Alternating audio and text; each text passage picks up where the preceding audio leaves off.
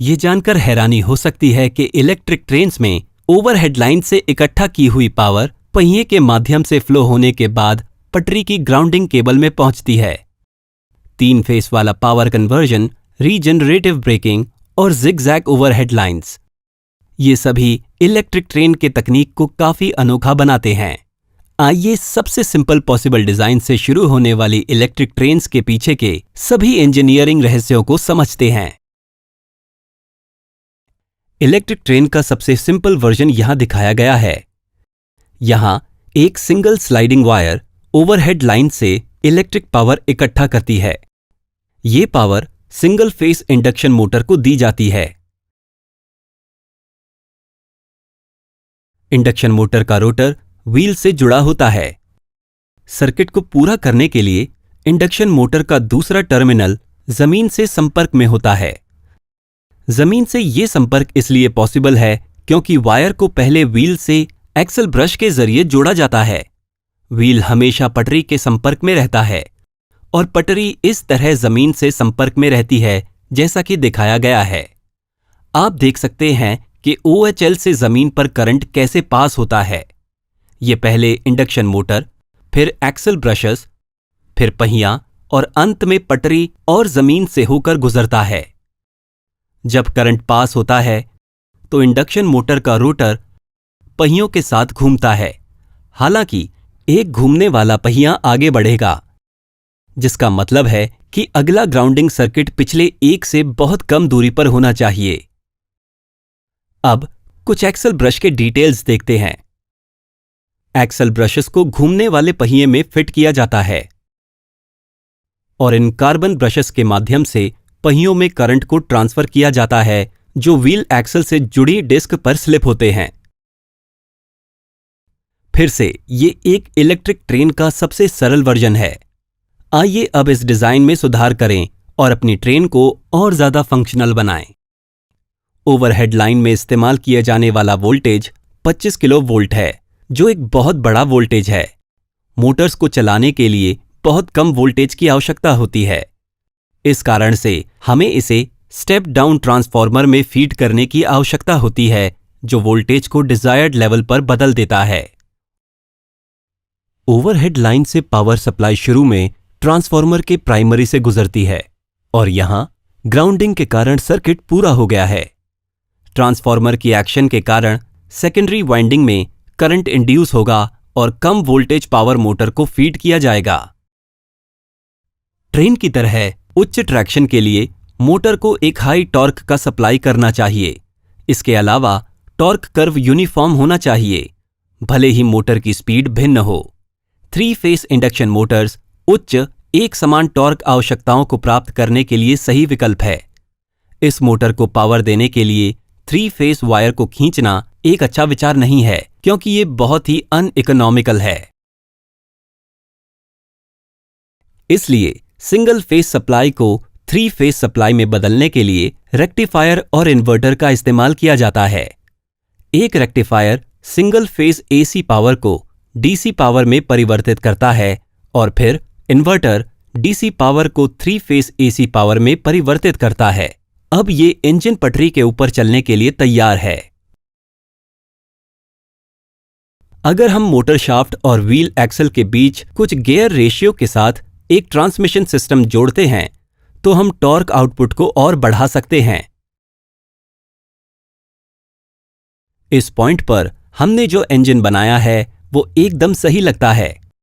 हालांकि अगर हम इस इंजन से कई कोचेस को जोड़कर एक पूरी ट्रेन बनाते हैं तो ये बिल्कुल स्पष्ट हो जाएगा कि हमने जो सिंगल मोटर इंजन विकसित किया है उसमें इन सभी कोचेस को खींचने के लिए सफिशिएंट पावर नहीं है। तो आइए इंजन को और अधिक शक्तिशाली बनाने के लिए और अधिक मोटर व्हील पेयर्स जोड़ते हैं। एक इंजन बोगी का कंस्ट्रक्शन 3 फेस इंडक्शन मोटर्स के साथ किया गया है। जाहिर है 3 जोड़ी पहियों को चलाने के लिए एक इंजन में आमतौर पर ऐसे 2 इंजन बोगीज का इस्तेमाल किया जाता है। इस पूरे इंजन में आप देख सकते हैं कि ट्रांसफार्मर और रेक्टिफायर कैसे पोजीशन्ड हैं। अब तक इस वीडियो में हमने दिखाया है कि कैसे हम सिंगल हैंगिंग वायर का इस्तेमाल करके ट्रेन में पावर ट्रांसफर करते हैं। हालांकि ये तरीका प्रैक्टिकल नहीं है। कभी कभी ट्रेन और ओवरहेड लाइन के बीच की दूरी को समान रखना संभव नहीं होता है, जिसका मतलब है कि उचित पावर कलेक्शन के लिए एक हाइट वेयरिंग मैकेनिज्म का इस्तेमाल किया जाना चाहिए। पैंटोग्राफ्स इस कार्य को पूरा करते हैं। एक आधुनिक पैंटोग्राफ इस तरह दिखता है। आप देख सकते हैं कि एक न्यूमैटिक सिस्टम के दबाव के आधार पर पैंटोग्राफ अपनी ऊंचाई को एडजस्ट कर सकता है। अगर आप ध्यान से देखें तो आप देख सकते हैं कि इस ऊंचाई के एडजस्टमेंट के दौरान करंट कलेक्टर हॉरिजॉन्टल होता है। करंट कलेक्टर को पूरी तरह से हॉरिजॉन्टल होना चाहिए, अन्यथा पावर ट्रांसमिशन में ट्रबल होगा। हमें उम्मीद है कि इस एनिमेशन से आप समझ सकते हैं कि करंट कलेक्टर हमेशा हॉरिजॉन्टल क्यों रहता है। इसके बारे में अधिक जानकारी के लिए कृपया हमारे पैंटोग्राफ के बारे में डिटेल्ड वीडियो को देखें। अब पैंटोग्राफ को कार्य करते हुए देखते हैं। अगर किसी कारण से पैंटोग्राफ वायर से अपना कनेक्शन खो देता है तो ट्रेन अपने उच्च मोमेंटम के कारण कुछ किलोमीटर के लिए अपना फ्री रन जारी रखेगी। क्या आपने कभी सोचा है कि ओवरहेड लाइन जिग-जैग तरीके से क्यों खिंचती है? ये अरेंजमेंट ये सुनिश्चित करती है कि पैंटोग्राफ का कलेक्टर हेड कांस्टेंट संपर्क के पॉइंट पर ओवरहेड वायर को नहीं छूता है। इस व्यवस्था के कारण वेयर एंड टेयर कम से कम होती है। हम इंडक्शन मोटर सप्लाई की फ्रीक्वेंसी को बदलकर स्पीड को नियंत्रित कर सकते हैं। ये रेक्टिफायर और एक इन्वर्टर द्वारा पूरा किया जाता है। ड्राइवर फ्रीक्वेंसी को बदलने के लिए लीवर को एक अलग नॉच पर सेट करता है और इसलिए मोटर की स्पीड उसी के अनुसार होती है। एक्सेलरेशन के बाद ट्रेन के लिए सबसे महत्वपूर्ण पहलू रुकना है। ये कैसे पूरा किया जाता है? क्या हमें इंडक्शन मोटर्स को बंद कर देना चाहिए? अगर ऐसा है तो ट्रेन कई किलोमीटर तक पटरियों पर चलती रहेगी जब तक कि वो रुक न जाए। एक और विचार ये है कि हम इलेक्ट्रिकल ब्रेकिंग लगा सकते हैं। एक साधारण इंडक्शन मोटर में रोटर की स्पीड आरएमएफ की स्पीड से कम होती है।